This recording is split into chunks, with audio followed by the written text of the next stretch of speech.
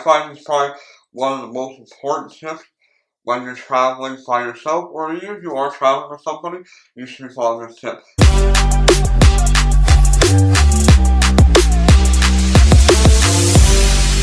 Matthew Johnson here. I'm one of the co-founders of Howard, along with Ma'am Cheryl, who's currently not here today. We strive to help women and young girls build confidence and find their inner strength through defense and empowerment training. Today's video, I'm going to go over 5 self-defense traveling tips for when you're traveling at the airport. And I just got back from Tampa, Florida, where I was actually at a black belt testing as well as a training conference.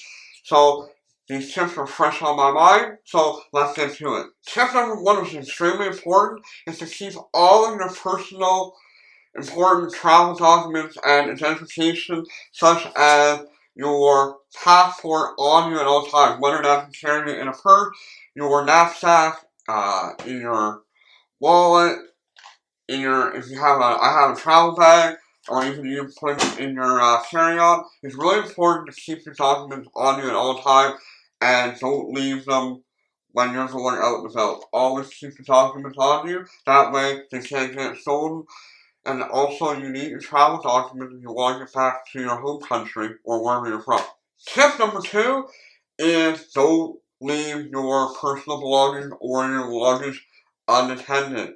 If you have to go in the washroom and you can't take your luggage with you and you're traveling with somebody that you trust, what we do is we will have a bunch of luggage. We'll have one person look after it, or a couple people, while they go in the washroom.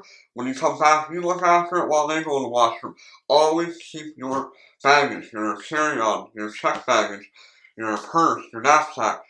Keep them with you. Do not keep them unattended, and keep your eyes on them so that they can't be stolen, or worse yet, somebody can put stuff in your luggage that you may not want. Tip number 3, now when you're at the airport, you end up talking to all kinds of people, right? And it's really important that you don't tell anybody exactly where you're going. Some people might ask you, oh, well, you're going to Tampa, Florida, like me, for instance, a couple days ago, or whatever. You can tell them stuff like that, but don't tell them what hotel you're going to, or any information where they can potentially follow you and do the unthinkable. So don't let strangers know where you're traveling to or where you're traveling from. Tip number 4, which is what I personally do every time I travel, or if I go somewhere new, I will go online and I will look at the maps of the airport. I want to be an expert, so when I get to the airport, I want to know where I have to check in for my flight, where I have to put my checked baggage if I have it, where the gates are, where the security are. Is it on, Terminal 1, Terminal 2, Terminal 3, the A side, B side, red side, blue side, I've counted all that.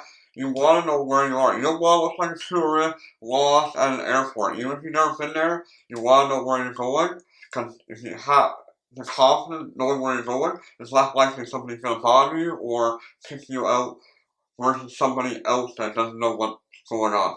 Tip number 5 is extremely important. I find this probably one of the most important tips when you're traveling by yourself, or even if you are traveling with somebody, you should be following this tip. And this tip is you should have somebody from home or where you live to check in on. So, for example, I went down to Tampa, Florida a few days ago for a black belt testing on a Friday night and a training conference Friday, Saturday, Sunday, and even though my parents had some contact information, I also had Ma'am Cheryl.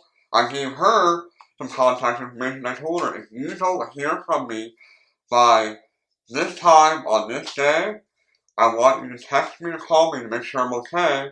And if you don't get a hold of me, then you need to call the numbers that I gave you. I gave her a couple numbers of some friends that lived out where I went, as well as people that were running the event, their numbers. So I told her to check in with them in case I didn't check in with her. So that's really important to have somebody to check in on, just in case something goes wrong, and somebody can check on you, and if there is, then they can respond extremely quickly.